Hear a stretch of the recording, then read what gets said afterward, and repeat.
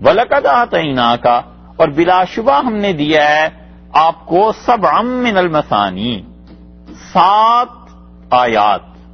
ہم نے آپ کو دی ہیں 7 آیتیں من المثانی جو کہ بار بار پڑھی جاتی۔ مثانی کا مطلب ایسی صورتیں آپ کو دے دی ہیں 7 جو بار بار پڑھی جاتی، اور والقرآن العظیم، اور اللہ نے آپ کو یہ قرآن دے دیا، اللہ نے آپ پہ مہربانی کی ہے۔ اس لیے مفسرین کہتے ہیں اکثریت اسی طرف گئی ہے کہ سبع من المثانی ایسی 7 آیات جو بار بار پڑھی جاتی ہیں، اس سے مراد سورہ فاتحہ ہے۔ اللہ نے فرمایا اتنی زبردست چیز آپ کو ہم نے دی ہے، اور یہ چونکہ سورت مکی ہے تو اس کا مطلب ہے سورہ فاتحہ اس سے پہلے نازل ہو چکی تھی، اس لیے سورہ فاتحہ مکی ہے۔ اور مثانی کا ایک مطلب یہ بھی ہے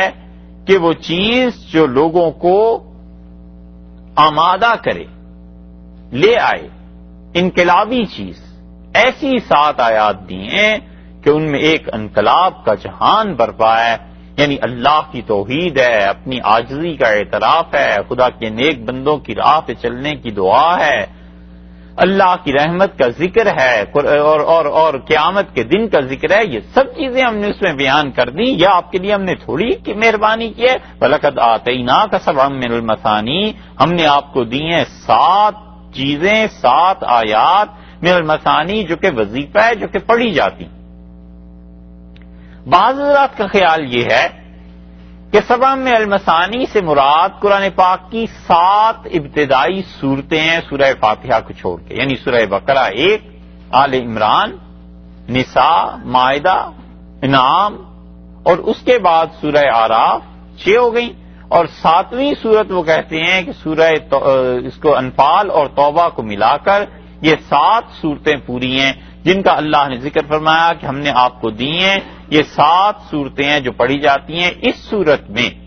اگر یہ تفسیر مان لی جائے تو پھر اس کا مطلب ہے کہ یہ آیت پھر تو مدینہ منورہ میں نازل ہونی چاہیے، کیونکہ سورہ بقرہ مدنی ہے، سورہ نساء مدنی ہے، سورہ مائدہ تو بہت آخر پہ جا کے نازل ہوئی ہے، اس لیے عام طور پہ مفسرین نے اس بات کو تسلیم نہیں کیا۔ اور رسول اللہ صلی اللہ علیہ وسلم نے خود بھی یہی فرمایا تھا کہ وَلَقَدْ آتَيْنَاكَ سَبْعًا مِّنَ الْمَثَانِ، آپ نے فرمایا تھا یہ ہے فاتحہ، اور آپ نے فرمایا یہ قرآن عظیم۔ حضرت ابو سعید رضی اللہ عنہ کی روایت میں آتا ہے کہ رسول اللہ صلی اللہ علیہ وسلم نے بلایا ایک صحابی رضی اللہ عنہ کو، اور پھر بلایا، پھر جب وہ آئے تو آپ نے فرمایا تم نے میری آواز نہیں سنی تھی؟ کہ اللہ کے رسول سن لی تھی مگر میں نماز پڑھ رہا تھا۔ آپ نے فرمایا تم نے پڑھا نہیں ہے؟ اللہ نے فرمایا کہ جب اللہ کے رسول صلی اللہ علیہ وسلم تمہیں بلائیں تو فوراً حاضر ہو تم ان کے پاس، کیونکہ وہ لوگ، اللہ اور اس کے رسول صلی اللہ علیہ وسلم تمہیں زندگی بخشتے ہیں، یعنی تم ان کی تعلیمات سے زندہ ہوتے ہو، تمہاری عاقبت سنورتی ہے۔ تو انہوں نے معذرت کی، اور رسول اللہ صلی اللہ علیہ وسلم نے فرمایا میں تمہیں اس مسجد میں نکلنے سے پہلے ایک بہت بڑی چیز بتاؤں گا۔ تھوڑی دیر گزر گئی اور پھر انہوں نے پوچھا اللہ کے رسول وہ آپ نے وعدہ کیا تھا، تو آپ نے فرمایا ابھی میں مسجد سے تو نہیں نکلا، اور میں نے تمہیں کہا مسجد میں نکلنے سے پہلے، اور پھر آپ چلے، اور جب مسجد کے آخری کنارے پر پہنچے مسجد نبوی میں تو رسول اللہ صلی اللہ علیہ وسلم نے فرمایا میں تمہیں بتاؤں اللہ نے بہت بڑی چیز جو مجھے دی ہے یہ سورہ فاتحہ ہے، اور یہ آیت مبارکہ پڑھی کہ وَلَقَدْ آتَيْنَاكَ سَبْعًا مِّنَ الْمَثَانِي، اور ہم نے آپ کو 7 آیات دی ہیں جو تکرار ہے، وظیفہ ہے، پڑھتے ہیں، والقرآن العظیم، اور اللہ نے قرآن جیسی بڑی چیز آپ کو دی۔ آپ کو کیا غم؟ یہ کافر آپ کے متعلق باتیں کرتے ہیں، یہ دنیا پر اتراتے ہیں، یہ دیکھا اللہ نے تسلی دی، اللہ نے فرمایا کچھ گھبرانے کی ضرورت نہیں ہے، ہم نے اپنا کرم تھوڑا آپ پر کیا ہے، لا تمدن، اور نگاہ اٹھا کر نہ دیکھیے، عینیک، اپنی نگاہوں کو اٹھا کر نہ پلٹ کر نہ دیکھیے، الا ان چیزوں کی طرف، ما جو کہ متعنا ہم نے برتنے کو دی ہیں، ان چیزوں پر جو برتنے کو دے دی ہیں، کس کو؟ بہی ازواج منہم، کئی طرح کی ان لوگوں کو دی، ان کافروں میں سے جو لوگ ہیں ان کو ہم نے کئی طرح کی چیزیں ہیں جو اس لیے دیے ہیں کہ متانا، ہم نے دیے ہیں تاکہ زندگی میں انہیں استعمال کر لیں، آپ نگاہ اٹھا کر نہ دیکھیں، ولا تحزن علیہم، اور بالکل ان کے معاملے میں آپ ان پر کوئی آپ ان کے لیے غم نہ کھائیے، وخفض، اور جھکائیے جناح کا، اپنے بازوؤں کو، للمومنین، ایمان والوں کے لیے آپ اپنے بازو جھکائیں، ایمان والوں پر محنت کریں، ان لوگوں کو جو چیزیں ہم نے دی ہیں نگاہ اٹھا کر نہ دیکھیں۔ اس آیت کریمہ کے بارے میں ایک بات تو یہ ہے کہ رسول اللہ صلی اللہ علیہ وسلم ان کافروں کی چیزوں کو اگر دیکھتے تھے تو کس نظر سے دیکھتے تھے کہ اللہ نے کہا آپ نگاہ اٹھا کر نہ دیکھیں؟ یہ تو صاف پتہ ہے کہ کسی شوق سے تو دیکھتے نہیں تھے کہ یہ چیزیں مجھے بھی مل جائیں، کیونکہ رسول اللہ صلی اللہ علیہ وسلم کے لیے اللہ نے فرشتے بھیجے، اور ایسے بھی فرشتے آئے جنہوں نے کہا آپ کہیں تو اللہ نے بھیجا ہے کہ ان پہاڑوں کو سونے کا پہاڑ بنا دیا جائے آپ کے لیے، تو رسول اللہ صلی اللہ علیہ وسلم نہیں، میں تو چاہتا ہوں کہ اشبع یومن واجوع یومن، ایک دن میں پیٹ بھر کے کھا لوں اور ایک دن میں تنگی میں گزاروں، اور جو تنگی کا دن ہے بھوک کا اس دن میں صبر کر لوں، اور جو دن اچھی طرح کھانے کا ہے اس دن میں اللہ کا شکر ادا کرتا ہوں۔ تو رسول اللہ صلی اللہ علیہ وسلم کو کسی چیز کی کمی تھوڑی تھی، اس لیے مفسرین کہتے ہیں دوسری صورت یہ ہو سکتی ہے کہ حضرت صلی اللہ علیہ وسلم نے انہیں بغض فی اللہ کی نظر سے دیکھا ہو، اللہ تعالی کے اللہ کے لیے جو نفرت کسی مومن کے دل میں پیدا ہوتی ہے اس نظر سے دیکھا ہو کہ یہ دشمن ہے خدا کے، اور ایسی چیزیں ان کے پاس، ایسی چیزیں برتنے کی، اور خدا کے دشمنوں تم ان چیزوں کو کیوں صحیح استعمال نہیں کرتے؟ وہ جو غصے کی نگاہ ہے اس سے دیکھا ہو۔ اور تیسری چیز مفسرین کہتے ہیں یا رسول اللہ صلی اللہ علیہ وسلم نے ان چیزوں کو دیکھا ہے تأسف کی نظر سے، افسوس کی نظر سے کہ افسوس یہ چیزیں تمہارے پاس ہیں، خدا ان سے یہ چیزیں چھین لے تو انہیں کوئی ہدایت آئے، کوئی ٹھیک راہ پر چلے۔ ایسے ہی جیسے حضرت موسیٰ علیہ السلام نے فرمایا نا، اللہ تعالیٰ سے عرض کیا کہ اللہ تو نے فرعون کو یہ دنیا اور یہ سب چیزیں دی ہیں، اللہ یہ تیری دی ہوئی طاقتیں یہ اس لیے استعمال ہو رہی ہیں کہ لیضلوا عن سبیلک، تیرے راستے سے یہ قوم کو گمراہ کر رہا ہے فرعون، اور اللہ ان سے واپس دے۔ تو رسول اللہ صلی اللہ علیہ وسلم بددعا تو نہیں کی، لیکن اس بات پر رہا کہ خدایا یہ چیزیں تو نے دی ہوئی ہیں اور یہ تیری نعمتوں کا کتنا غلط استعمال ہو رہا ہے۔ اللہ نے فرمایا آپ نگاہ اٹھا کر نہ دیکھیں، یہ کچھ عرصے کے لیے ہم نے انہیں دی ہیں، ولا تحزن علیہم، آپ اس پہ فکر نہ کیجیے۔ دوسری تفسیر مفسرین نے اس سے بھی زیادہ آسان کی، وہ کہتے ہیں رسول اللہ صلی اللہ علیہ وسلم مراد ہی نہیں،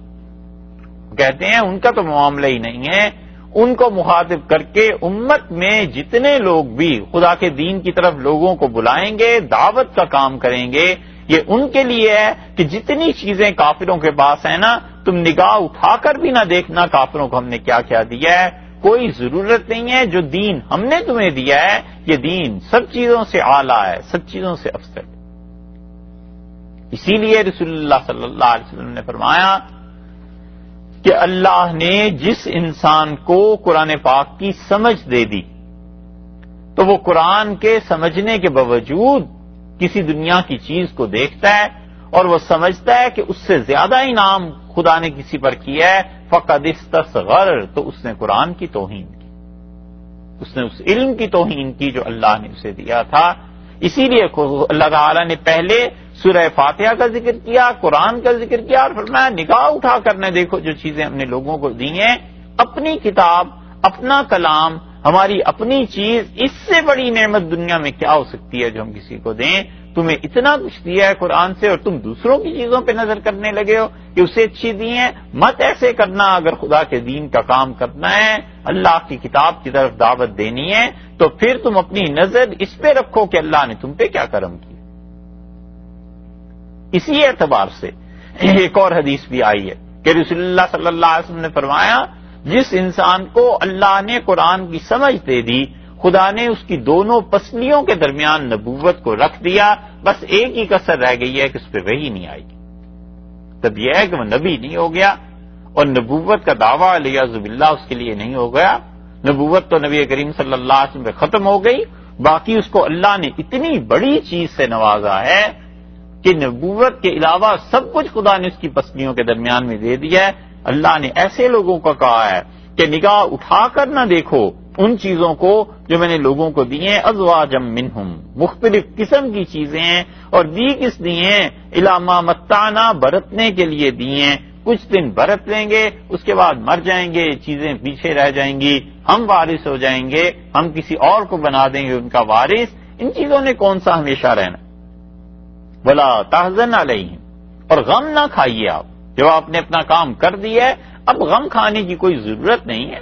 یہ قوم ہے جو کچھ کر رہی ہے، اس قوم کے ساتھ ہم نمٹ لیں گے۔ وَخْفِضْ جَنَاحَكَ لِلْمُؤْمِنِينَ، اور جو ایمان والے ہیں آپ ان ایمان والوں کے لیے بچ جائیے، آپ ان ایمان والوں کے لیے بہت نرم ہو جائیے، آپ ان ایمان والوں کے لیے جھک جائیے، جو خود آتے ہیں آپ ان کی قدر کیجیے۔ اس لیے جو لوگ اپنی طلب اور مرضی سے آتے ہیں، فقہا نے مسائل میں لکھا ہے، وہ کہتے ہیں ان کی قدر کرنی چاہیے، اور ہوتا الٹا کام ہے۔ بہت سے لوگ اللہ کے دین میں جب محنت کرتے ہیں تو جو خود آ رہے ہوتے ہیں ان پہ توجہ نہیں کرتے، اور جو نہیں آ رہے ہوتے ان کے پیچھے بھاگتے ہیں کہ کسی طرح انہیں پکڑو، یہ تو اپنے ہی آدمی، ان کا کیا ہے، یہ کہاں جائیں گے، اور وہ اپنے آدمیوں کا دل ٹوٹ جاتا ہے اور پھر نہ ادھر کے رہتے ہیں نہ ادھر کے رہتے ہیں۔ اس لیے فقہا نے منع کیا۔ فقہا کہتے ہیں جو لوگ از خود آتے ہیں اپنی مرضی اپنی خواہش سے، ان کی زیادہ قدر کرنی چاہیے بنسبت ان لوگوں کے جن لوگوں کے پاس تم خود دعوت دینے کے لیے جا رہے ہو، اس کی تو مرضی ہے آئے یا نہ آئے۔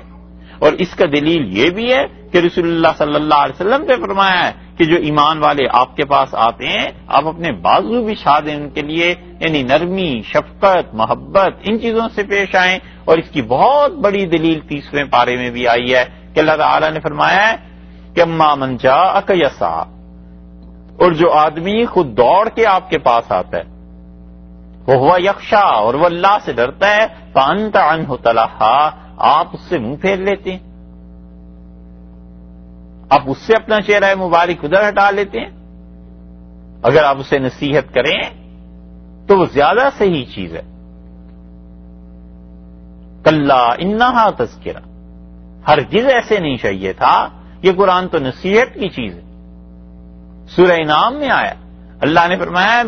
میرے بندے جب آپ کے پاس آئیں فقل سلام علیکم، آپ خود انہیں سلام کیجیے آگے بڑھ کے۔ اس لیے جن لوگوں میں طلب ہوتی ہے نا، بہت بڑی چیز، اور ان کی طلب میں اتنی برکت ہوتی ہے بعض لوگوں کی کہ آدمی کو کبھی اس زوم میں نہیں رہنا چاہیے کہ میں نے بہت پڑھ لیا ہے، میرے پاس بہت علم ہے۔ وہ جو آنے والے ہوتے ہیں ان کی طلب، ان کی ڈیمانڈ، ان کی مانگ، ان کا چاہنا کہ ہم یہاں سے پانی پئیں، ہم یہاں سے سیراب ہوں، وہ اصل چیز ہے۔ اللہ کے ہاں سے وہ اپنا روحانی اور علمی رزق کھینچ کر لاتے ہیں اور وہ رزق آگے چلتا ہے۔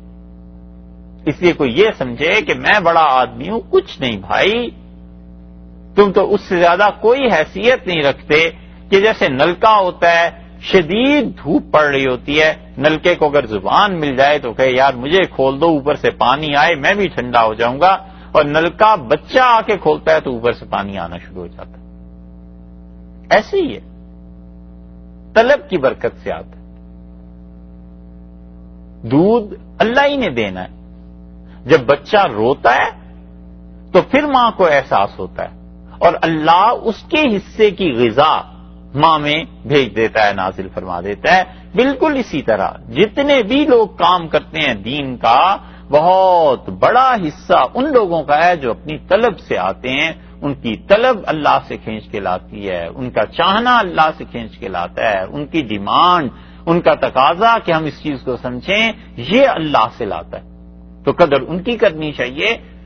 جن لوگوں کی طلب کی وجہ سے کوئی چیز ملتی ہے، کجا یہ کہ آدمی ان کو حقیر جانے علیہ باللہ۔ اللہ نے فرمایا ہے آپ اپنے بازوؤں کو بچھا دیجئے ان مومنین کے لیے، اور یہ مومنین کون ہیں؟ یہ صحابہ کرام رضی اللہ عنہ۔ سوچنے کی بات ہے کہ ان کی عزت اور احترام کا حکم اللہ نے رسول اللہ صلی اللہ علیہ وسلم کو دیا ہے، یہی ہے نا؟ تو کیا امت میں لوگوں کے لیے جائز ہے کہ وہ اپنے آپ کو مسلمان بھی کہیں اور صحابہ کرام رضی اللہ عنہم کو فاسق و فاجر بھی قرار دیں، یہاں تک کہ الیاذ باللہ انہیں ایمان سے نکال کے کفر کے دائرے میں داخل کر دیں، اللہ نے ان کے ایمان کی گواہی دی ہے، اور اللہ نے فرمایا یہ ایمان والے جب آئیں تو آپ ان کے لیے اپنے بازو بچھا دیں۔ اللہ نے ان کے ایمان کی بھی گواہی دی، اور اللہ تعالی نے یہ بھی بتایا کہ یہ کتنے قابل قدر اور قابل عزت لوگ ہیں۔ اس سے معلوم ہوتا ہے کہ صحابہ کرام رضی اللہ عنہم کے متعلق جس آدمی کے دل دماغ میں عزت نہیں پائی جاتی اس کا ایمان مشکوک ہو جاتا۔ امام مالک رحمۃ اللہ علیہ کہتے تھے کہ جو صحابہ کرام رضی اللہ عنہم کو برا کہتا ہے وہ کفر کا ارتکاب کرتا ہے، اور انہوں نے کہا سورہ فتح کی آیت سے استدلال کیا کہ اللہ تعالیٰ نے وہاں پر فرمایا ہے ہم صحابہ کرام رضی اللہ عنہم کو ترقی دے رہے ہیں لیغیظ بہم الکفار، تاکہ انہیں دیکھ کر ان کی ترقی سے کافروں کا دل جلے۔ تو وہ کہتے ہیں جس کا دل جلے گا صحابہ رضی اللہ عنہم کے معاملات میں، ان کے حالات واقعات سن کے، وہ آدمی کافر ہی ہے، خدا نے اس سے کہا ہے۔ حضرت مجدد رحمۃ اللہ نے بھی اس کا ذکر کئی جگہ تفصیل سے کیا۔ اللہ تعالیٰ نے فرمایا آپ اپنے بازو بچھا دیجئے، وقل، اور آپ فرما دیجئے انی بلا شبہ میں ہی النذیر المبین، صاف صاف ڈر سنانے والا ہوں، کھول کر بیان کرنے والا ہوں اللہ کا عذاب جو آنا ہے، میں اس عذاب کی تمہیں پہلے سے بتا دیتا ہوں، خدا کا عذاب آنا ہے، اور میں کوئی چیز چھپا کے نہیں رکھ رہا۔ کس سے تم نے سن لی ہے؟ اصحاب ہجر کو جو عذاب ہوا، اس سے پہلے اصحاب ایکا کو جو عذاب ہوا، حضرت لوط علیہ الصلوۃ والسلام کی قوم کو جو عذاب ہوا، اور اس سے بھی پہلے باقی انبیاء علیہ الصلوۃ والسلام جو تھے پچھلی صورتوں میں گزرے، سب کو عذاب ہوتا رہا ہے، کیونکہ انہوں نے انبیاء علیہ السلام کی تکذیب بھی کی اور اللہ کی توحید کو، قیامت کو نہیں مانا۔ یہ سب ان کے جرائم تھے۔ کما ایسے ہی ہم نے آپ پر جو وحی نازل کی ہے یہ لوگ اس کو نہیں مانتے، کما انزلنا علی المقتسمین، جیسے کہ ہم نے نازل کیا ہے، بھیجا ہے ان تقسیم کرنے والوں پر، بانٹنے والوں پر، الذین جعلوا، جن لوگوں نے کر لیا تھا القرآن، قرآن کو، عزین، ٹکڑے ٹکڑے کر دیے، بوٹی بوٹی کر دی تھی قرآن کی، جیسے وہ لوگ تھے ہم نے اس طرح یہ بھیجا ہے قرآن۔ جو مشکل آیات ہیں قرآن پاک کی، کچھ ان میں سے ایک مشکل آیت یہ بھی کہ اس کما میں اللہ نے تشبیہ کس چیز کو دی ہے کہ جیسے کہ، پھر مفسرین کہتے ہیں کہ جیسے کہ مطلب یہ ہے کہ یہ جو وحی نازل ہوتی ہے آپ پہ، کافر یہ سمجھتے ہیں یہ ممکن ہی نہیں ہے، تو وہ جو ناممکن چیز سمجھتے ہیں نا اس کو رد کرنا مقصود ہے اللہ کا، کہ ہم تو پہلے بھی وحی نازل کرتے رہے ہیں، حضرت صالح علیہ السلام پہ اور انبیاء علیہ السلام پہ، یہ سب پہ وحی آتی ہے۔ کما انزلنا علی المقتسمین، آج جو قرآن نازل ہو رہا ہے یہ اسی طرح ہے جیسے مقتسمین پر نازل ہوا تھا، الذین جعلوا القرآن عزین، جنہوں نے قرآن کو ٹکڑے ٹکڑے کر دیا۔ دوسری تفسیر انہوں نے یہ کی ہے کہ آپ انہیں عذاب سے ڈرائیے اور انہیں کہیے کہ میں صاف صاف تمہیں ڈراتا ہوں خدا کا عذاب آنا ہے، کیسے؟ کما جیسے کہ عذاب آیا، انزلنا ہم نے نازل کیا، علی المقتسمین، وہ جنہوں نے ٹکڑے ٹکڑے کر دیے، جنہوں نے تقسیم کی، اور تقسیم کرنے والے کون تھے؟ الذین جعلوا القرآن عزین، جنہوں نے قرآن کو ٹکڑے ٹکڑے کر دیا تھا، جیسے ہمارا عذاب آیا تھا ویسے ہی عذاب ان پہ آئے گا۔ ایک تو کاف کی تشبیہ اگر مان لی جائے عذاب کے لیے تو پھر دو ہی لفظ رہ جاتے ہیں کہ مقتسمین کون تھے اور قرآن کون سا تھا۔ تو مقتسمین سے مراد وہ لے لیتے ہیں کہ چونکہ پیچھے تذکرہ آیا ہے حضرت صالح علیہ السلام کا کہ ان کی قوم کے ساتھ ایسا معاملہ ہوا، تو وہ کہتے ہیں مقتسمین وہ تھے۔ اور مقتسم جو ہے تقاسمہ عربی میں کہتے ہیں دو چیزوں کے لیے، ایک تو تقسیم کرنا یا قسمیں کھانا، تو دو ترجمے یہاں ہو جائیں گے، کما انزلنا علی المقتسمین، جیسے کہ ہم نے عذاب نازل کیا تھا ان لوگوں پر جو لوگ یا تو یہ کہیے کہ قسمیں کھا رہے تھے اور یا یہ کہیے کہ تقسیم کر رہے تھے۔ اگر ہم اس کا ترجمہ مقتسمین کا متعین کرنا چاہیں کہ یہ کون لوگ تھے جو قسمیں کھا رہے تھے اور ان پہ عذاب بھی آیا تھا نا، اور انہوں نے اپنے قرآن کو ٹکڑے ٹکڑے کر لیا تھا،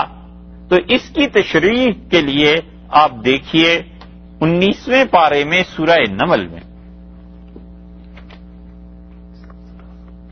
کیا ہوا؟ اچھا، کہیں بھی نہیں ہو رہا۔ 19واں پارہ سورہ نمل 27 نمبر سورت ہے،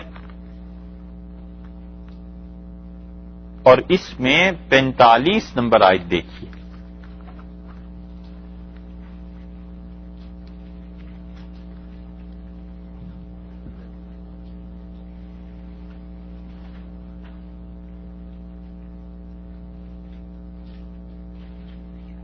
انیسواں پارہ سورہ نمل اور 45 نمبر آیت 45۔ وَلَقَدْ أَرْسَلْنَا إِلَىٰ ثَمُودَ أَخَاهُمْ صَالِحًا، اور ہم نے قوم سمود کی طرف بھیجے ان کے بھائی حضرت صالح علیہ الصلوۃ والسلام۔ یہی اصحاب ہجر ہوئے نا جن کا تذکرہ ابھی گزرا ہے کہ وہی اصحاب ہجر ہوئے نا۔ ان اعبدوا اللہ، اور انہوں نے کہا اللہ کی عبادت کرو لوگوں، فاذا هم فریقان، پھر ہو گئے ان میں دو گروہ، یختصمون، لڑنے لگے، جھگڑنے لگے۔ قال یا قوم، انہوں نے کہا میری قوم والو، پہلی بات تو مجھے یہ بتاؤ کہ لما تستعجلون، تم کیوں جلدی مانگتے ہو بالسیئات، برائی کو، قبل الحسنہ، نیکی سے پہلے۔ ایمان قبول نہیں کرتے اور عذاب مانگتے ہو، کیوں آخر عذاب کو دعوت دیتے ہو؟ لولا تستغفرون اللہ، کیوں نہیں تم اپنے گناہ اللہ سے بخشواتے؟ لعلکم ترحمون، شاید اللہ تم پر مہربانی کرے۔ قالوا اطیرنا بک، کہنے لگے تیرا آنا بڑا ہی منحوس ثابت ہوا۔ حضرت صالح علیہ السلام کو کہتے ہیں کہ تجھے تو تیرے تو پاؤں ہی منحوس ثابت ہوئے، وبمن معک، اور تیرے ساتھ والے جو آئے ہیں یہ بھی ہمارے ہاں جو کچھ ہو رہا تھا، اب خدا نے سختی کے دن انہیں دکھائے ہوں گے نا، بارشیں رک گئیں، انبیاء علیہ السلام کی تکذیب اور بے ادبی سے جو نحوستیں آنی تھیں وہ برسی، تو بجائے اس کے کہ اپنے اعمال پر غور کرتے، انہوں نے ان کو کہنا شروع کیا کہ یہ سب تمہاری وجہ سے ہوا ہے۔ قال طائرکم، صالح علیہ السلام بولے، انہوں نے کہا یہ جو تمہاری بدقسمتی ہے عند اللہ، یہ اللہ کا فیصلہ ہے، بل انتم قوم تفتنون، تم تو اپنے آپ کو سمجھو ایسی قوموں جنہیں جانچا جا رہا ہے، جو آزمائش میں پڑے ہوئے ہیں۔ ہم آئے ہیں تو تمہاری اب آزمائش ہے۔ وَكَانَ فِي الْمَدِينَةِ 9 رَهْطٍ، اور اس شہر میں 9 آدمی تھے، یفسدون فی الارض، وہ زمین میں فساد کرتے تھے، ولا یصلحون، اور صلاح نہیں کرتے تھے، سنوارتے نہیں تھے، یہ 9 آدمی فسادی تھے۔ ہمارے ہاں پاکستان میں 77 میں ایک تحریک چلی تھی بھٹو صاحب کے خلاف۔ مولوی جب بگڑتا ہے نا تو شیطان بھی پناہ مانگتا ہے کہ خدایا یہ تو میرے دماغ میں بھی نہیں آیا تھا، یہ کتنا۔ اور اس زمانے میں پیپلز پارٹی کے جو حضرات تھے وہ جلسے جب کرتے تھے تو وہ اس آیت کو بڑا پڑھتے تھے کہ وَكَانَ فِي الْمَدِينَةِ 9، اور شہر میں 9 آدمی تھے، اور وہ گروہ ایسا تھا جو فساد کرتے تھے اور وہ زمین میں کوئی بھلائی نہیں چاہتے تھے۔ تو 9 ستارے تھے نا، جو 9 لیڈر تھے قومی اتحاد کے، نیشنل الائنس کے، تو وہ یہی آیت پڑھتے تھے بار بار، کہتے تھے دیکھو اللہ نے بھی قرآن میں 9 کا ذکر کیا ہے، علی حضب اللہ، یعنی ثابت کیا کرنا ہے اور کہاں سے قرآن کو کھیل تماشے کی چیز ہے۔ یہ ہے اللہ نے فرمایا 9 آدمی شہر میں، ملک میں خرابی کرنے والے اور سنوار کی بات نہیں کرتے تھے۔ قالوا تقاسموا باللہ، انہوں نے کہا سب مل کے آپس میں قسمیں کھاؤ۔ 2 چیزیں پتہ چل گئیں، ایک تو سے صالح علیہ السلام کی قوم، ٹھیک ہے، وہ آ گئے اصحاب ہجر جو وہاں گزرے تھے، وہی قوم ہو گئی، اور دوسرے وہاں پہ آیا اللہ تعالیٰ نے کما انزلنا علی المقتسمین، جیسے ہمارا عذاب نازل ہوا ہے ان پر جو مقتسمین قسمیں کھانے والے تھے۔ تقاسموا باللہ، انہوں نے کہا سب آپس میں مل کے 9 کے 9 قسمیں کھاؤ اللہ کے نام کی۔ لنبیتنہ، رات کے وقت ہم صالح علیہ السلام کو قتل کریں، رات کے وقت ہم حملہ کریں ان پہ، وَأَهْلَهُ، اور اس کے گھر والوں پہ بھی، ثُمَّ لَنَقُولَنَّ لِوَلِيِّهِ، اور پھر جو صالح علیہ السلام کی قوم میں سے اٹھ کے دعویٰ کرے ان کے خون کا، ہم قسمیں کھائیں گے کہ ما شہدنا مہلک اہلہ، کہ ہم نے تو جس نے بھی ہلاک کیا ہے صالح علیہ الصلوۃ والسلام کو، ہم نے اسے دیکھا ہی نہیں، وَإِنَّا لَصَادِقُونَ، اور ہم سچ کہتے ہیں، یہ قسمیں کھائیں۔ وَمَكَرُوا مَكْرًا، اور انہوں نے ایک تدبیر چلنی چاہیے، مکر فریب، وَمَكَرْنَا مَكْرًا، اور ہم نے بھی ایک تدبیر کر لی تھی، وَهُمْ لَا يَشْعُرُونَ، انہیں پتہ ہی نہیں چلا کہ ہم نے کیا کرنا ہے۔ فَانظُرْ كَيْفَ كَانَ عَاقِبَةُ مَكْرِهِمْ، دیکھ پھر ان کی اس شرارت کا انجام کیا ہوا، أَنَّا دَمَّرْنَاهُمْ، ہم نے انہیں اٹھا کر زمین پہ دے مارا، وَقَوْمَهُمْ أَجْمَعِينَ، اور ان کی ساری قوم کو، فَتِلْكَ بُيُوتُهُمْ خَاوِيَةٌ، یہ ان کے گھر ہیں اوندے پڑے ہوئے ہیں، بما ظلموا، اس لیے کہ وہ ظلم کرتے تھے، ان فی ذلک لآیات لقوم یعلمون، اور اس میں نشانی ہے ان لوگوں کے لیے جو لوگ علم جانتے ہیں، کام لیتے ہیں علم سے۔ یہ ہیں مقتسمی، ہو گئی نا بات صاحب؟ اچھا ایک بات رہ گئی، کما انزلنا علی المقتسمین، جیسے کہ آپ انہیں کہیے میں تمہیں سنانے والا ہوں عذاب، خدا کا کھلا عذاب میں بتاتا ہوں، ایسے آ جائے گا کما انزلنا علی المقتسمین، اللہ تعالیٰ نے فرمایا جیسے ہم نے نازل کیا تھا ان پر جنہوں نے قسمیں کھائی تھیں آپس میں، الذین، انہوں نے کیا، جعلوا، انہوں نے کیا، القرآن عظیم، قرآن کو ٹکڑے ٹکڑے کر دیا۔ اب یہ ایک ہی لفظ رہ گیا نا مشکل، کہ انہوں نے قرآن کو ٹکڑے ٹکڑے کیسے کیا؟ صالح علیہ السلام تو کب کے گزر گئے، ان کی قوم کب کی گزر گئی؟ تو مفسرین کہتے ہیں یہاں پر قرآن اپنے اصلی معنی میں، یہ جو اصطلاحی معنی ہے، یعنی جسے ہم یہ کتاب قرار دیتے ہیں، یہ مراد نہیں، بلکہ قرآن سے مراد پڑھنے کی چیز، کہ ان پر جو نازل ہوئی تھی انہوں نے اپنے زمانے میں اس پڑھنے کی چیز کو جو صالح علیہ السلام پہ نازل ہوئی تھی انہوں نے ٹکڑے ٹکڑے کر دیا، بوٹی بوٹی کر دی، انہوں نے ذرا لحاظ نہیں کیا اس کا۔ تو وہ قسمیں کھانے والے ان کو اللہ نے کہا ہے کہ انہوں نے اپنی کتاب کو ٹکڑے ٹکڑے کر دیا، جیسے ان پر عذاب آیا تھا مکہ والوں، تم پہ بھی عذاب آ سکتا ہے۔ کلیئر ہوئی یہ بات؟ یہ ہے مشکل چیز شاید دونوں میں، تینوں میں۔ دوسری تفسیر دیکھ لیجئے، مفسرین کہتے ہیں کہ یہاں پر قسمیں کھانے سے مراد وہ ہیں جنہوں نے شعب ابی طالب میں قسمیں کھائی تھی، یہ مکہ والے جنہوں نے وہاں پر قسمیں کھائیں، بیٹھ کے اللہ کی قسمیں کھائیں کہ محمد صلی اللہ علیہ وسلم سے کوئی رابطہ نہیں رکھے گا، نہ ہم ان کے ہاتھ کوئی چیز فروخت کریں گے، نہ ان سے ملنے جائیں گے، نہ انہیں ہم بلائیں گے، اور ان سب کو لے جا کر ایک گھاٹی میں قید کر دو، اور رسول اللہ صلی اللہ علیہ وسلم کو ان کے اہل خانہ سمیت قید کر دیا۔ حضرت سیدہ خدیجہ رضی اللہ عنہا کا وہاں انتقال ہو گیا، اور یہ قید میں تھے سب حضرات، اور کوئی آدمی ان سے بات کرنے کے لیے تیار نہیں تھا۔ تو مفسرین کہتے ہیں کہ یہ وہ مراد ہیں کہ آپ انہیں کہیے انی انا النذیر المبین، میں خدا کی طرف سے تمہیں ڈر سناتا ہوں، صاف کہتا ہوں خدا کا عذاب آ جائے گا، کما انزلنا علی المقتسمین، جیسے اللہ نے عذاب نازل کیا ان پر جو مقتسم تھے، قسمیں کھا رہے تھے رسول اللہ صلی اللہ علیہ وسلم کے خلاف، الذین جعلوا القرآن عضین، اور انہوں نے کیا کیا تھا؟ قرآن کو ٹکڑے ٹکڑے کر دیا۔ ٹکڑے ٹکڑے کیسے کر دیا؟ یہ عظیم کا لفظ جو ہے نا، اصل میں عرب محاورے میں کہتے ہیں کہ اغویت الجزور والشات،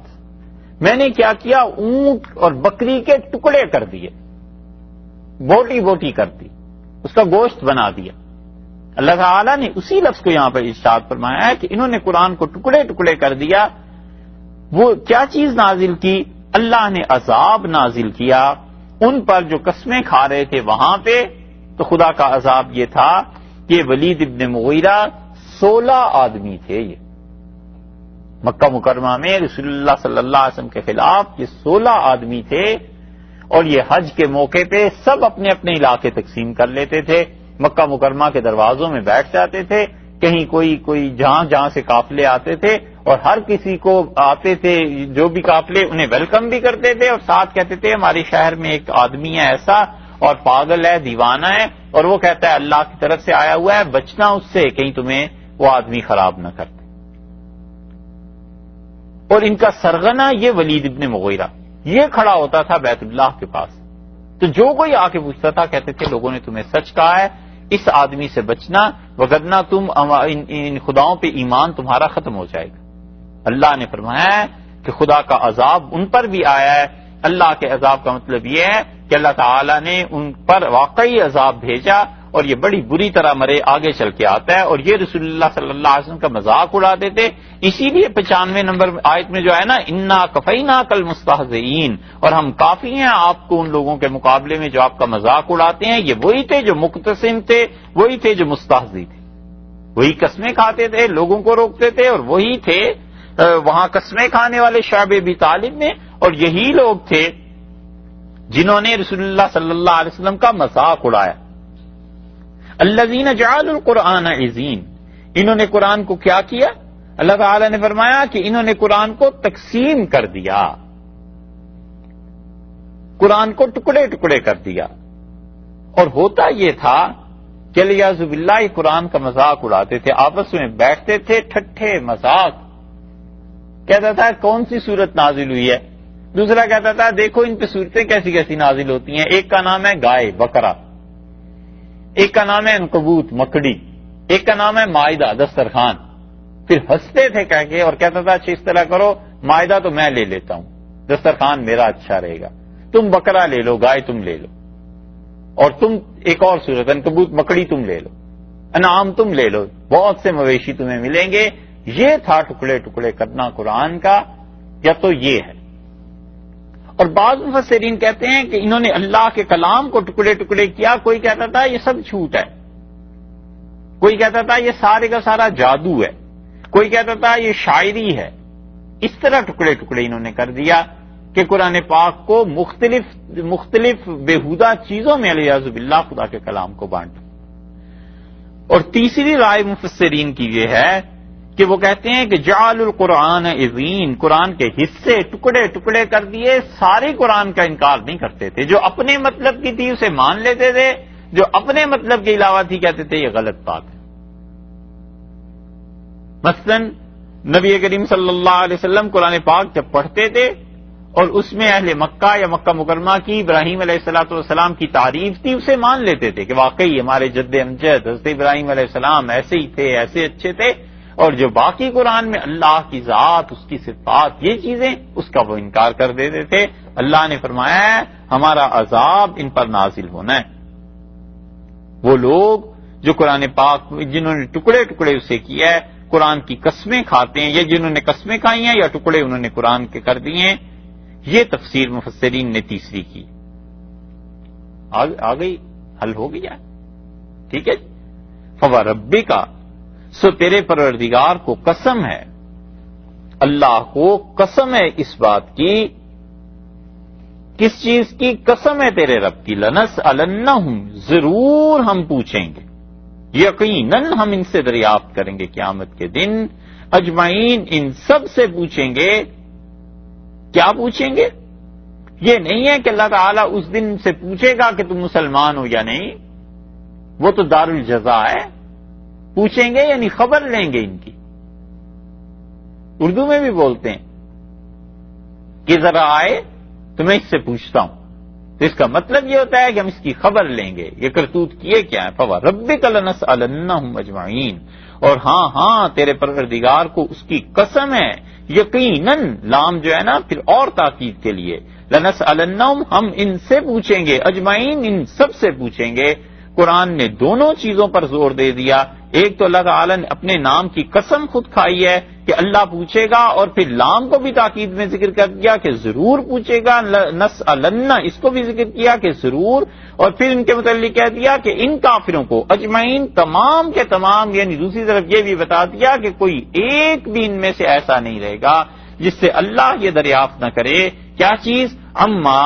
کیا کانوا یعملون، وہ کیا کام کرتے رہے، کیا عمل کرتے رہے، جو کرتوت انہوں نے کیے، ایک ایک چیز کے بارے میں خدا ان سے دریافت کرے گا، لا الہ الا اللہ کے بارے میں پوچھے گا، اللہ ان سے پوچھے گا کہ تم نے اپنی زندگیاں کہاں گزاری، کیوں آخر رسول اللہ صلی اللہ علیہ وسلم کی مخالفت کرتے رہے؟ نبوت اتنی بڑی چیز، ایک آدمی تمہیں میرا پیغام سناتا رہا اور تم اس کا مذاق اڑاتے رہے، تم اللہ کے کلام کو ٹکڑے ٹکڑے کرتے رہے۔ اللہ نے فرمایا آپ تسلی جمع رکھیے، خاطر جمع رکھیے، یہ ہمارے پاس آئیں، آپ کا کیا کرنا ہے کام؟ فَاصْدَعْ بِمَا تُؤْمَرُ، اور آپ ڈنکے کی چوٹ کہیے، فَاصْدَعْ کھول کے سنا دے، صاف لفظوں میں اعلان کر دے، بِمَا تُؤْمَرُ جس کا حکم اللہ نے آپ کو دیا ہے، آپ صاف صاف بات لوگوں کے سامنے رکھیے، وَأَعْرِضْ عَنِ الْمُشْرِكِينَ، اور آپ دھیان نہ کیجئے ان مشرکوں پر، یہ مشرک جو کچھ بھی کہتے ہیں چھوڑیے اسے، آپ اللہ کی توحید کو بیان کیجئے، آپ بتائیے خدا کی وحدانیت کو، اور فَاصْدَعْ بِمَا تُؤْمَرُ جس چیز کا حکم ملا ہے اسے صاف کھلے بندوں اونچی آواز سے ڈنکے کی چوٹ گئی۔ صدع کا مطلب بالکل صاف بات کرنا، جسے اردو میں واقعی کہتے ہیں ڈنکے کی چوٹ، کہ آپ اللہ کی توحید کو ایسے بیان کیجئے، کوئی گھبرانے کی بات نہیں، کوئی ایسی تنگی کی بات نہیں، آپ ان کافروں ان مشرکوں سے اعراض کر لیجئے۔ اعراض کا مطلب یہ کہ دھیان ہی نہ کیجئے جو کچھ کہتے ہیں، پرواہ ہی نہ کیجئے جو باتیں کرتے ہیں۔ انا کفینا کا، ہم آپ کے لیے کافی ہیں، المستہزئین ان لوگوں کے مقابلے میں جو آپ کا مذاق اڑاتے ہیں، یہ جو مذاق اڑا رہے ہیں ہم ان کے مقابلے میں بہت کافی ہیں۔ اور مکہ مکرمہ میں 5 کافر تھے جو رسول اللہ صلی اللہ علیہ وسلم کا انتہائی بے دردی سے مذاق اڑاتے، اشارے کر کر کے۔ ان میں یہ ولید ابن مغیرہ تھا جو قسمیں کھاتا تھا اور ساری چیزیں، اور ولید ابن مغیرہ ہاتھوں سے اشارے کرتا تھا رسول اللہ صلی اللہ علیہ وسلم کی طرف، بےہودہ اشارے۔ اور حدیث میں آیا ہے کہ نبی کریم صلی اللہ علیہ وسلم کے پاس جبریل امین آئے اور انہوں نے پوچھا کہ کون ہے یہاں جو آپ کو تنگ کرتے ہیں؟ تو یہ 5 ہی اکٹھے تھے کہیں بیت اللہ میں، تو رسول اللہ صلی اللہ علیہ وسلم فرمایا ایک تو یہ ہے ولید، یہ میرا مذاق اڑاتا ہے۔ تو جبریل امین نے اپنے ہاتھ سے اشارہ اس کے ہاتھ کی طرف کیا اور انہوں نے کہا اس کا کام تو ہو گیا۔ تو رسول اللہ صلی اللہ علیہ وسلم کیا ہو گیا؟ اس نے کہا اور بتائیے کون ہے؟ تو نبی کریم صلی اللہ علیہ وسلم نے دوسرے آدمی کا نام دیا، ولید ابن مغیرہ کے ہاتھ کی طرف اشارہ کیا تھا، اور کچھ دنوں میں اس کے ہاتھ کے اندر کی جو رگ تھی یہ کٹ گئی۔ بنو خزاع کے ہاں ایک جگہ یہ گیا اور تیر کوئی آدمی درست کر رہا تھا، اور وہ جو تیر تھا وہ اس کے ہاتھ میں لگ گیا، اور ہاتھ میں لگا اور ہاتھ پھولنا شروع ہوا اور اسی میں تڑپ تڑپ کے مر گیا۔ وہ جبریل امین نے جو اشارہ کیا تھا بس وہ ختم ہو گئی بات۔ دوسرا آدمی جو رسول اللہ صلی اللہ علیہ وسلم کا مذاق اڑاتا تھا حارث تھا، حارث ابن عیطل اس کا نام تھا، اور وہ نبی کریم صلی اللہ علیہ وسلم کے پیٹ کی طرف اشارہ کرتا تھا۔ تو جبریل امین نے پوچھا دوسرا کون ہے؟ تو آپ نے فرمایا یہ حارث ایسے مذاق اڑاتا ہے، اور انہوں نے اشارہ کیا جبریل امین نے اور اس کے پیٹ میں پانی پڑ گیا زرد رنگ کا، اور ایسی ناپاکی کی حالت میں مرا کہ لوگ اسے دیکھتے تھے اور نفرت کا اظہار کرتے تھے۔ اور تیسرا عاص ابن وائل تھا، وہ رسول اللہ صلی اللہ علیہ وسلم کی طرف پاؤں سے اشارہ کیا کرتا تھا۔ تو جبریل امین نے پوچھا تیسرا کون ہے؟ آپ نے فرمایا یہ عاص ہے۔ تو جبریل نے اشارہ کیا اور کہا بس یہ کافی ہے۔ تو حضرت صلی اللہ علیہ وسلم نے کیا چیز؟ اس نے کہا آپ دیکھ لیں گے۔ اور اس کے پاؤں میں کانٹا چبھ گیا، اور اس کانٹے کا زہر ایسا پھیلا کہ اس کا پاؤں انہوں نے کاٹ دیا، مگر زہر سارے جسم میں تھا، اس کا جسم سیاہ پڑ گیا اور مر گیا۔ اور چوتھا جو تھا وہ اسود تھا، اور اسود رسول اللہ صلی اللہ علیہ وسلم کی طرف آنکھوں سے اشارے کرتا تھا، لوگوں کو آنکھوں سے بتاتا تھا کہ یہ آدمی جا رہا ہے، بچوں کو پیچھے چھوڑ دیتا تھا۔ اور جبریل امین نے اس کی آنکھ کی طرف اشارہ کر دیا، اور پھر اس کے ساتھ یہی ہوا کہ اس کی آنکھ میں جا رہا تھا، ایک دن کسی درخت کے نیچے سے گزر رہا تھا، کانٹا چبھ گیا آنکھ، بس سر پھول گیا اور شکل بگڑ گئی اور مر گئی۔ اور 5واں جو ان میں تھا وہ اسود تھا، عبد یاغوس اسے کہتے تھے، اور وہ بھی رسول اللہ صلی اللہ علیہ وسلم کے دشمنوں میں سے تھا، مذاق اڑاتا تھا، اور اس کے تو سارے جسم پر دانے نکل آئے اور سارا جسم گوشت اس کا پھٹ گیا، ایسی بری طریقے سے یہ مرے۔ اللہ نے فرمایا انا کفیناک المستہزئین، یہ جو آپ کا مذاق اڑاتے ہیں نا، ہم بہت کافی ہیں ان کے لیے۔ کیسی تسلی ہے؟ اللہ نے فرمایا یہ آپ کا مذاق اڑاتے ہیں، الذین، یہ وہ لوگ ہیں یجعلون مع اللہ الہا آخر، بناتے ہیں مع اللہ کے ساتھ الہا آخر، کسی اور کو بھی پکارتے ہیں، اللہ کے ساتھ ساتھ اوروں کی بھی بندگی کرتے ہیں۔ فسوف یعلمون، انہیں عنقریب پتہ چل جائے گا کہ اللہ کے علاوہ غیروں کی بندگی کچھ کام نہیں آتی، ان کی عبادت کچھ فائدہ نہیں دیتی۔ اپنے جرائم کو نہیں دیکھتے؟ آپ جو خدا کا دین سناتے ہیں، حق کی بات سناتے ہیں، قرآن کی دعوت دیتے ہیں، اللہ کی ذات، اس کی صفات عالیہ پہ ایمان کے متعلق بات کرتے ہیں، آپ کا مذاق اڑائیں، خود اپنا جرم نہیں دیکھتے کہ شرک کرتے ہیں؟ اللہ نے فرمایا فسوف یعلمون، انہیں عنقریب دیکھ لیں گے سب چیزیں، ہم بہت کافی۔ یہ رسول اللہ صلی اللہ علیہ وسلم کے لیے گویا کہ چوتھی پانچویں تسلی ہو گئی۔ پہلے بھی تسلی اللہ تعالیٰ نے دینا، فوربک لنسألنہم اجمعین، 92 نمبر آیت میں ہم ضرور ان سے پوچھ لیں گے، آپ فکر ہی نہ کیجئے۔ پھر تسلی آ گئی یہاں پر پانچویں مرتبہ، انا کفیناک المستہزئین، اور ہم آپ کو بہت کافی ہیں ان لوگوں سے جو آپ کا مذاق اڑاتے ہیں۔ ان ظالموں نے اللہ کے ساتھ دوسرے خدا بنا لی۔ پورے عرب میں یہ شرک قائم تھا۔ یہ اہل مدینہ منات کی پرستش کرتے تھے، اور منات کا مطلب کیا تھا؟ منات وہ جو فیصلے کر سکے تقدیر کے، یعنی اللہ فیصلے نہیں کر سکتا تھا، یہ منات جو دیوی تھی یہ فیصلے کیا کرتی تھی لوگوں کی تقدیروں کے، اور سارے مدینہ منورہ کے جتنے مشرک تھے اسلام لانے سے پہلے یہ سب لوگ منات کے پاس آتے تھے اور احرام جا کے وہاں باندھتے تھے، پھر اس کی نظر و نیاز چڑھاتے تھے۔ اللہ نے فرمایا اپنے کرتوت یہ نہیں دیکھتے۔ اور پھر آخر پہ پھر تسلی آ گئی، اللہ نے فرمایا وَلَقَدْ نَعْلَمُ، اور ہمیں خوب علم ہے، ہم اچھی طرح جانتے ہیں، انا کا بات یہ ہے کہ یضیق صدرک، آپ کا سینہ تنگ ہوتا ہے ان کی باتیں سن کے، آپ کا جی رکتا ہے، بما یقولون، جو کچھ یہ کہتے ہیں اس سے آپ کے سینہ مبارک میں تنگی ہوتی ہے، آپ تکلیف محسوس کرتے ہیں، ہم خوب جانتے ہیں، ہم سب کچھ دیکھ رہے ہیں۔ محبت ہونا اور تعلق ہو اور اللہ کے لیے جو کام ہو رہا ہے وہ کام ہو رہا ہے، اور ایک طرف سارے مذاق اڑا رہے ہیں، کیسی تسلی بھرا جملہ ہے۔ وَلَقَدْ نَعْلَمُ أَنَّكَ يُضِيقُ صَدْرُكَ، ہمیں خوب اندازہ ہے، ہم خوب جانتے ہیں آپ کا سینہ مبارک تنگ ہوتا ہے ان کے تانوں سے، یہ آپ پہ تہمتیں لگاتے ہیں، عیب گنتے ہیں، ہمیں خوب معلوم ہے، ہم سب جانتے ہیں، ہمیں اچھی طرح پتہ ہے، آپ گھبرائیے نہیں، آپ تنگ نہ ہوں اس سے۔ آپ نے کیا کرنا ہے؟ فَسَبِّحْ بِحَمْدِ رَبِّكَ، آپ اپنے پروردگار کی تسبیح کرتے رہیے، آپ اللہ کی حمد بیان کرتے رہیے، آپ ہمیں یاد کیجئے، ہم اور یہ بس کافی، آپ اس بات کو ہی بھول جائیے، چھوڑ دیجئے۔ کیسی تسلی کی چیزیں ہیں رسول اللہ صلی اللہ علیہ وسلم پر نازل ہوئی ہوں گی، اور کیسا صبر، کیسا سکون ملا ہوگا ان چیزوں سے۔ اللہ نے فرمایا یضیق صدرک، سینہ تنگ ہو، اور یہ ہوا ہی کرتا ہے جو لوگ بھی دین کا کام کرتے ہیں، الزامات بچھاڑ ہو جاتی ہے، اور جتنا جو آدمی زیادہ خدا کے قریب ہو جاتا ہے اس پہ اتنے ہی بڑے الزامات لگ جاتے ہیں، بس اس لیے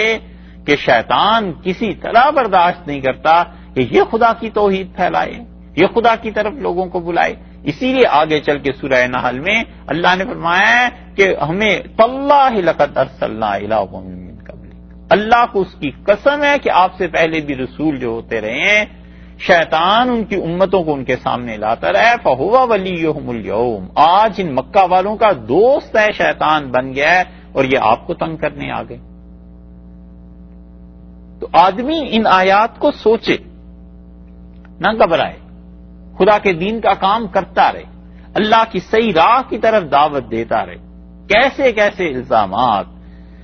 رسول اللہ صلی اللہ علیہ وسلم پہ مکہ مکرمہ میں رہے، وہاں نئے سے نئے فتنے، کوئی کہتا ہے جادو ہے، کوئی کہتا ہے جھوٹ بولتا ہے، کوئی کہتا ہے فرشتے کیوں نہیں آئے، کوئی کہتا ہے ایسا غریب آدمی، کوئی کہتا ہے لو اتنے بڑے بڑے شہر اور اللہ کو یہ یتیم ملا تھا علیہ باللہ، اور مدینہ منورہ پہنچے، وہاں کے الگ قصے ہیں، منافق کچھ کہہ رہے ہیں، یہودی کچھ کہہ رہے ہیں، گھر والوں پہ تہمتیں لگ رہی ہیں، الزام ہے کہ رسول اللہ صلی اللہ علیہ وسلم پیسہ کھا گئے، مال میں خیانت ہو گئی، مال کدھر گیا، پیسہ کدھر گیا، تقسیم ٹھیک نہیں ہوئی، یہ سب چیزیں ہوتی ہیں، اور آدمی کو سوچ لینا چاہیے کہ اللہ کے دین کا کام یہ کچھ اتنی پھولوں کی سیج نہیں، ساری دنیا کبھی کبھی مخالفت میں آ جاتی ہے، پر آدمی غور کرے کہ میرے کرنے کا کیا کام ہے۔ اللہ نے کہا آپ کے کرنے کا کام فسبح بحمد ربک، آپ اپنے پروردگار کی تسبیح بیان کیجئے، آپ اللہ کی حمد بیان کیجئے، وکم من الساجدین، اور اپنے رب کو سجدے کرتے رہیے، آپ ان میں سے ہو جائیں جو سجدے کرنے والے ہیں، لمبی نمازیں پڑھیں، اس لیے کہ اللہ کی طرف توجہ، اللہ سے مانگنا، اللہ کی تسبیح حمد و ثنا یہ غم کو کم کر دے گی۔ غم کا، دکھ کا سینہ جب تنگ ہو جاتا ہے لوگوں کی باتیں سننے سے، اس کا علاج اللہ نے یہ بتایا ہے۔ اللہ نے فرمایا مجھے یاد کرو، میری تسبیح بیان کرو، میری حمد و ثنا بیان کرو، نماز پڑھو، اس سے تمہارا دکھ ہلکا ہو جائے گا، غم کم ہو جائے گا۔ اسی لیے رسول اللہ صلی اللہ علیہ وسلم کے متعلق آیا ہے کہ جب انہیں کوئی بہت مشکل کام پیش آ جاتا تھا تو رسول اللہ صلی اللہ علیہ وسلم فوراً نماز کی طرف توجہ کرتے تھے،